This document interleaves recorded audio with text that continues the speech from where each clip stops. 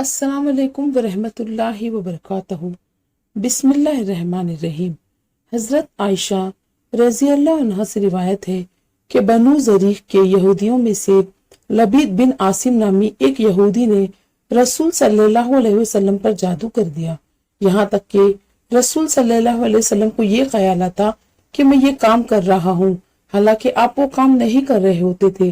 حتیٰ کہ ایک دن یا ایک رات کو رسول صلی اللہ علیہ وسلم نے دعا کی، پھر دوبارہ دعا کی، پھر تیسری بار دعا کی، پھر فرمایا، اے عائشہ، کیا تمہیں معلوم نہیں کہ جو کچھ میں نے اللہ تعالیٰ سے پوچھا تھا وہ اللہ تعالیٰ نے مجھے بتلا دیا؟ میرے پاس دو آدمیاں ہیں، ان میں سے ایک میرے سرہانے بیٹھ گیا اور دوسرا میرے پیروں کی جانب بیٹھ گیا۔ تو جو آدمی میرے سرہانے بیٹھا تھا اس نے پیروں کی جانب والے سے کہا، یا پیروں کی جانب بیٹھنے والے نے سرہانے والے سے کہا، اس شخص کو کیا تکلیف ہے؟ دوسرے نے کہا، ان پر جادو کیا گیا ہے۔ پہلے نے کہا، کس نے جادو کیا؟ دوسرے نے کہا، لبید بن عاصم نے۔ پہلے نے کہا، کس چیز میں جادو کیا ہے؟ دوسرے نے کہا، کنگھی میں اور کنگھی سے جھڑنے والے بالوں میں، اور کہا، تر کھجور کے خوشے کے غلاف میں۔ پہلے نے کہا، یہ چیزیں کہاں ہے؟